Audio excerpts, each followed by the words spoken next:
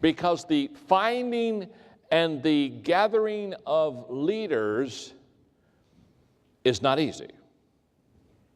In fact, let me share with you, 2 or 3 reasons why it's difficult to develop and to attract leaders to you. Number one, leaders are hard to find. They're hard to find. If Malaysia is anything like anywhere else I've ever been, Malaysia has a lot more followers than they do leaders. Is that not true? I've never gone to a company and they said, John, you really, please come to our company immediately. We need to talk to you. And I've never rushed into a company where they've sat down and said, we have a problem. What's your problem? We have too many great leaders in this organization. Oh my goodness, we just have leaders everywhere. Can you thin some of them out for us? I've never known a nation that had too many great leaders. I've never known a company that had too many great leaders. I've never known an organization that had too many great leaders. There's always a shortage of leaders. Why? Because there aren't very many leaders. They're hard to find. There are 100 followers that you can find for every leader. In the States, what we share with them is, I say, eagles are hard to find because eagles don't flock. You just don't look up in the sky and say, oh my goodness, there are thousands of eagles up there. Look, just eagles everywhere you turn, another eagle. Oh my, I went down to the park and the park was filled with eagles today. Pigeons flock.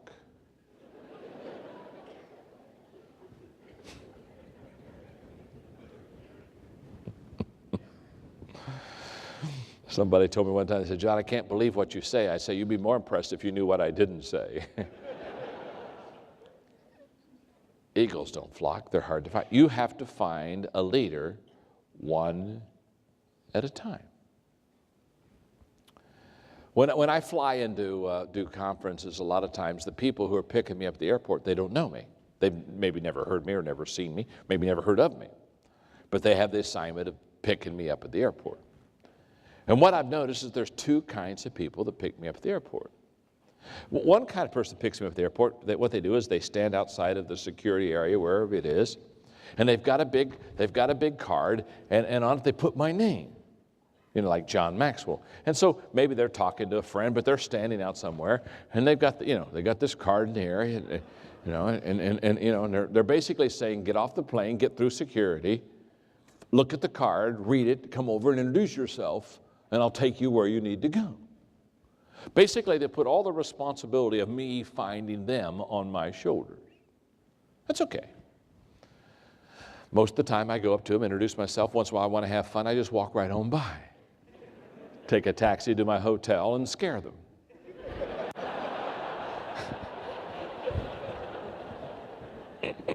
And when they find me, I say, hi, my name's John. I'm your friend.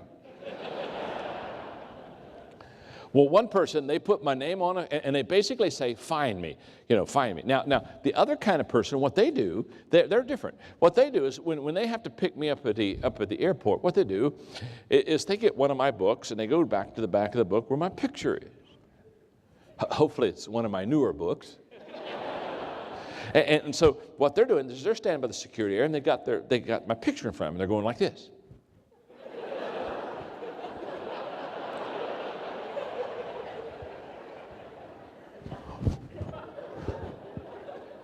And then they go, you're John Maxwell. Well, yes, I am. How do you know? Well, I've got a picture of you. Now, you see, when I say that you have to develop a leadership team, there's one of 2 ways that you can do it. First of all, you can do like most people do, put advertisements and ads and things like that, and they basically stick up a sign and say, looking for leaders. And I've been standing all day and haven't found any yet. Or you can say, oh, no. If I'm going to develop a leadership team, what I'm going to do is I'm going to get a picture of what a leader looks like. Oh, my goodness. Oh, there's a leader. You see, The reason we miss opportunity, we all miss opportunity, do we not? How many of you have missed opportunity at least one time in your life? Sure, thank you very much. You make me feel comfortable. Now, the reason that you and I miss opportunity, you know what? Do you know why we miss opportunity? We miss opportunity because we don't know what it looks like when it's coming to us. It passes us, we go, oh, I should have done that. I should have done that. I knew better. You see, we didn't have a picture of what it looked like when it was coming. So therefore, we missed it. Can I tell you something? If you don't have a picture of what a leader looks like, they'll pass you all the time. There'll be leaders all around you. Can I tell you something? You can be in a room with leaders and not even know it. So when I tell people to develop a leadership team, in fact, they'll come to me lots of times and they'll say, John, they'll say, I want to develop a team of leaders. I'll say, oh, great. And they'll say, can you help me? I said, well, I'll be glad to help you. I said, first of all, what are you looking for? Well, I'm looking for leaders. Leaders. And, well, yeah, leaders. That's what I need leaders. That's what I am looking for leaders. Dead people or alive people?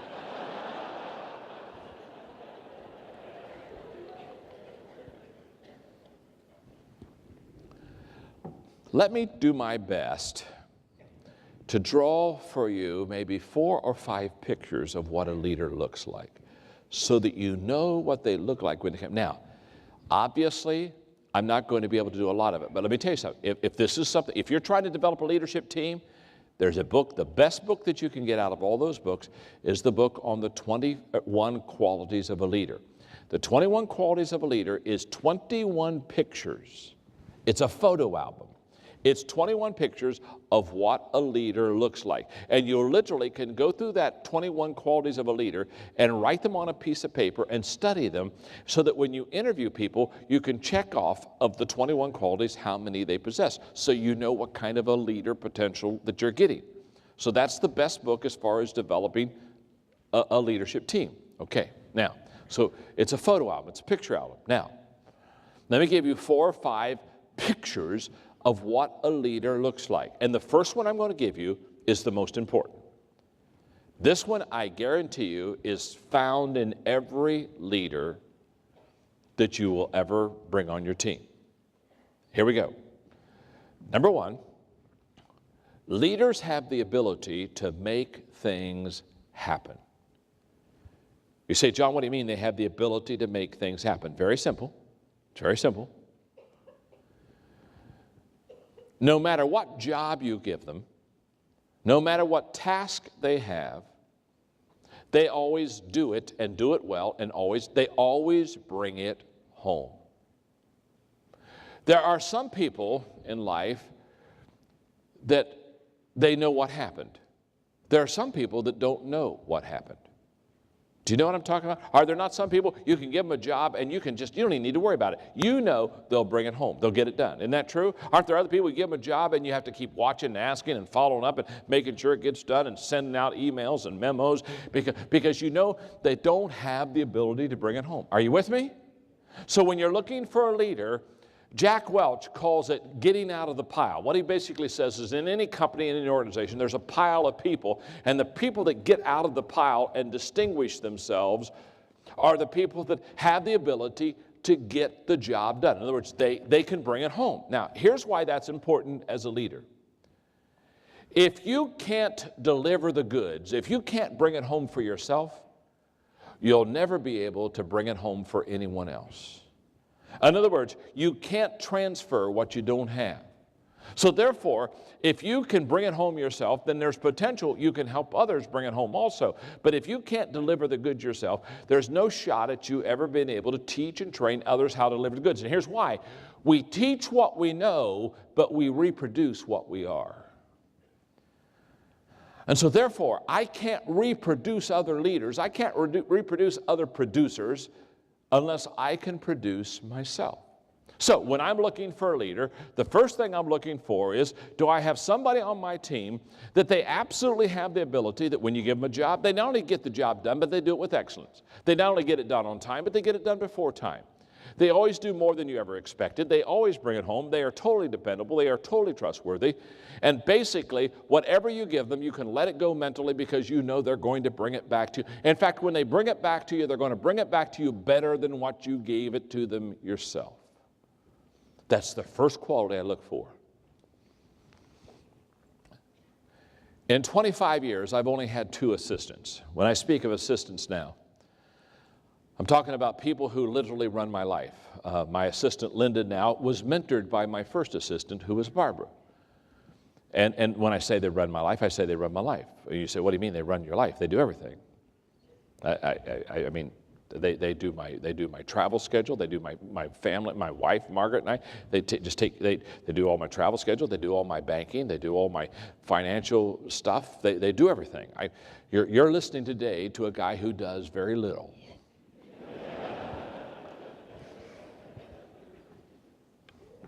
And is proud of it. In fact, people all the time, they say, well, I'm so busy. I just have so many things to do. And I say, well, I don't have that problem because I can only do 4 things. And see, when you're worthless in most areas, it's just wonderful because people don't want you. You know what I'm saying? They'll say, when they say, we want you to be on our board. I said, no, you don't want me to be on your board. I'm a terrible board member. I go to sleep during board meetings, and I ask stupid questions, and I'm just a terrible board member. And then they don't let you on the board, and then that frees you up. Are you with me? So you say, I only do 4 things. And my assistants, they do everything. They do everything. I mean, on this trip, I never did it. I mean, I basically said, these are the countries I'm going to. They sat down, worked out my time schedule, figured out the hotels, figured out all the things. I mean, I got emails from my assistant, Linda, today, and she, on a couple things, because I have to meet the Prime Minister tomorrow in Thailand. They had to change some of my schedule. She handled it all. I haven't talked to anybody. I don't do it. They just every day get me up and wake me up and give me breakfast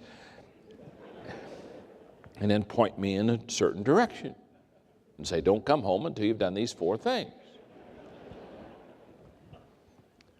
Well, when I was training my first assistant, Barbara, I was in the office with her one day, and I said, Barbara, I need the phone number. And I gave her the name of a person I needed a phone number that I didn't have the phone number with. And probably, I don't know, just a couple of minutes later, she came in, and she said, I can't find the phone number. And I said, you couldn't find it? She said, no, I couldn't find it. I said, well, I'll tell you what, Barbara.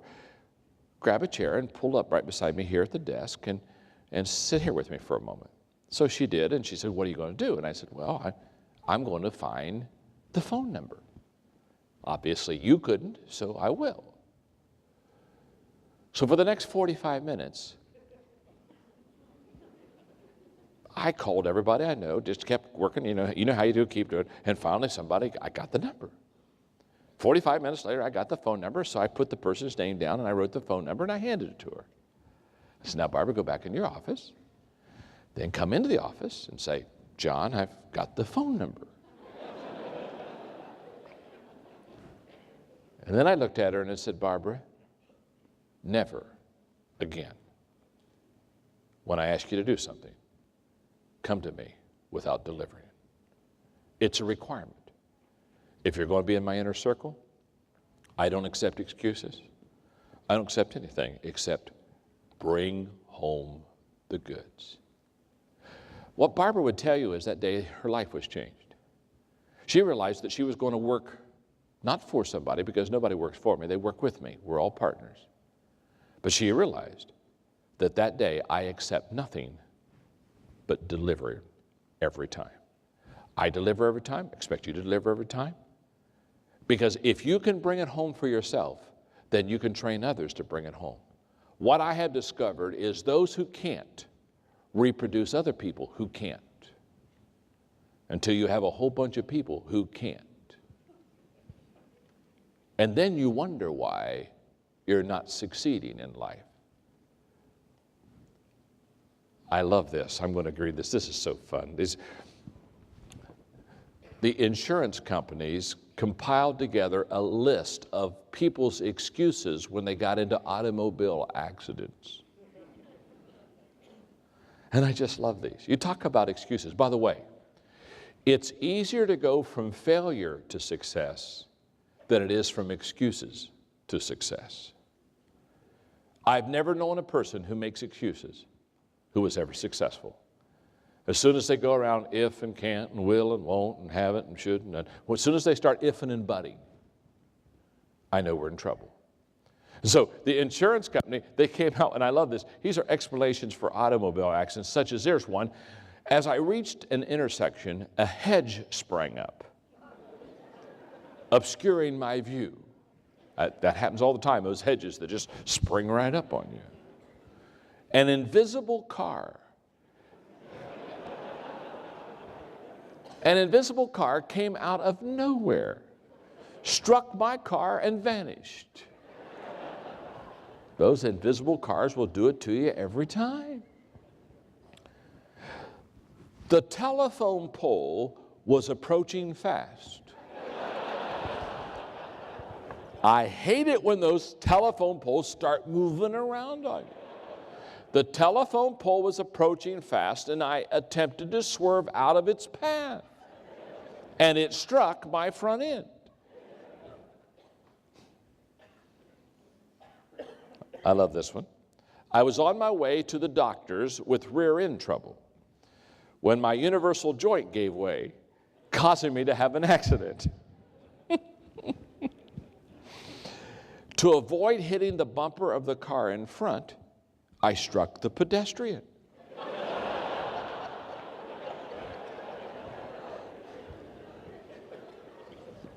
I was coming home, pulled into the wrong driveway, and hit a tree I do not have. The pedestrian had no idea which direction to run, so I ran over him.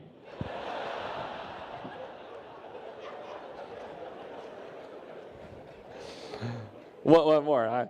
I pulled away at the side of the road, glanced at my mother-in-law, and headed over the embankment.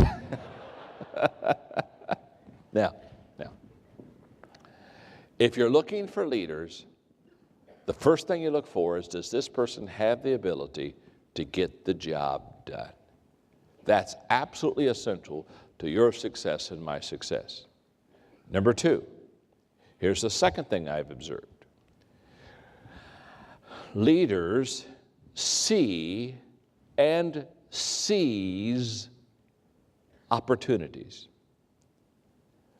Leaders have the ability to see opportunity when others don't see it, and they have the initiative to seize opportunity when others stand at the side. So therefore, when I'm looking for a leader, I look for a person that can find opportunities.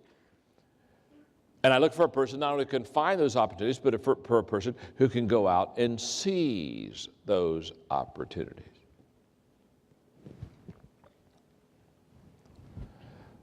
I often go shopping with my wife, Margaret.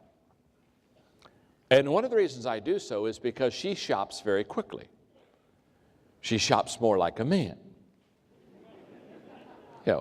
She doesn't have to go in and touch everything and feel everything and hold it and do kumbaya.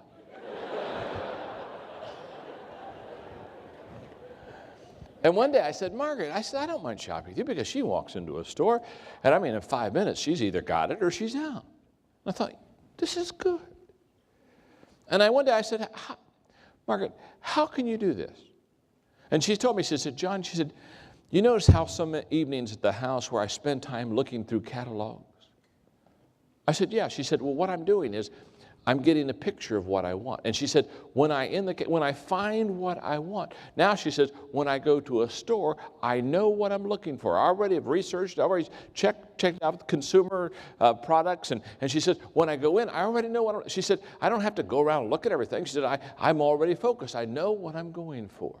And the day that she said that to me, I thought to myself, this is what a leader understands what they're looking for. A leader, here's the way this works with leaders. Leaders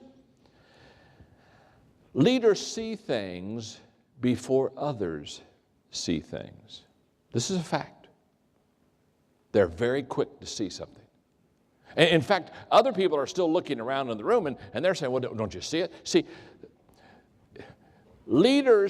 potential leaders see before others see, And potential leaders, they see further than others see. They not only see it first, they see it further. They see it in its breadth, in its size, in its largeness. And so they see it first, and there's a tremendous advantage if you can see it first. So I'm looking around and I'm saying, who is always in my group of 10 people, if this is my leadership team, I'm asking myself, which one on this team is seeing it quickest? Who's seeing it first? Because that's the sign of a leader. I mean, some people, is it true, on your team, they never see it.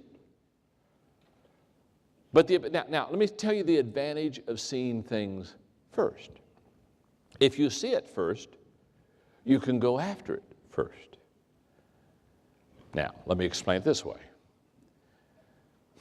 In the 100-meter dash, I just want to go on record today, tell you, that in the Olympics, if they would allow me, I could win the gold medal. I mean, look at this body. You can just tell. You can tell this body is made for speed.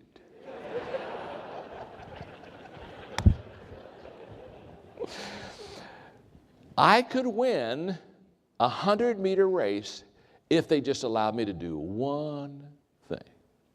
Just one thing. If they would give me a 10-second head start. I could get this fat body. Yes, I could.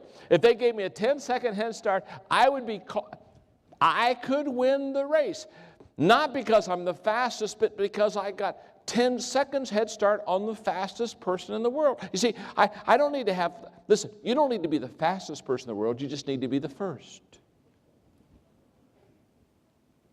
And the moment that you understand that, and you begin to look around and you begin to say, who's always picking it up first? Who's catching on the quickest? Who sees it? Who's always coming first and saying, I got an idea. Hey, let's try this.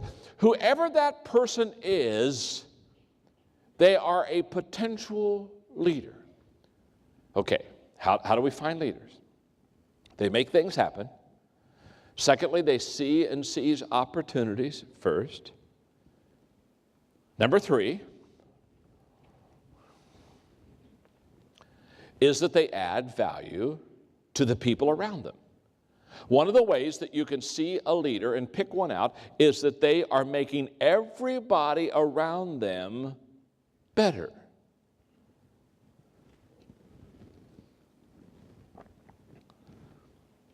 So look on your team and say, who on this team is adding value the most to the other people on the team? Whoever that person is, they're the leader. Now, there are 4 kinds of people on earth. I told you earlier there were 2, the lifters and the leaners, remember? The elevator principle and the winning with people. There are really 4, there are adders, subtractors, multipliers, and dividers. Yeah, it's just old math. There are people that add to your life. They add a little value. There are people who subtract from your life. They take a little air from you. There are some people who multiply. Now that's, multiply. Hello. Now you're into leadership. They multiply value, and there are other people, they divide. I mean, they just absolutely divide you. They divide the team. Their whole goal is to divide everything. It's their spiritual gift.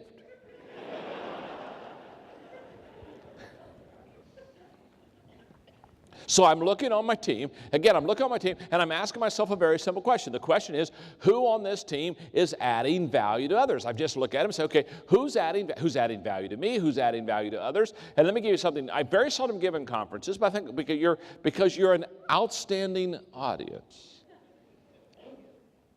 You know you're above average, do you not? You understand that, don't you? I had to come all the way to Malaysia to find an above average audience. So you can look at your neighbor right now and say, you're good. Go ahead and tell them that. You're good. Tell them that. You're good. You're good. All right. Look right back at him and say, not that good. Not that good. Let me share with you what I call the 5 I's that add value. The first I is inspiration. Look on your team and ask yourself, who lifts the morale of the other players on the team? In other words, who inspires others? Who inspires me? Who lifts my morale? The second I is information. Who on the team is always giving me important information that helps me as a leader? Who's telling me things that I need to know to lead better? Who's the person that just absolutely is the one who's informed? They know, and they tell me, they tell the other team members. The third I is ideas. Who is it on the team that comes up with the best ideas? Who is it that when I throw an idea out, they're always making it better? Now, this is one of the values of teamwork. One of the things I teach is that if you really want to develop a good team, you need to develop what I call a thinking team. I have a thinking team of 8 people that are very creative, and we sit together every 3 months, and we spend a half a day just thinking about how we're going to write books and what we're going to say and what we're going to do and how we're going to solve problems. And they're great. And what I've learned is that none of us is as smart as all of us. And some of my best thinking has been done by others. And so therefore I get my thinking team around me. Now, this is the idea question, this is the third I. And so I look at my team and I ask myself, okay, who is it that when I throw an idea out at them, they give me a better idea back? Because whoever it is, they're a good thinker.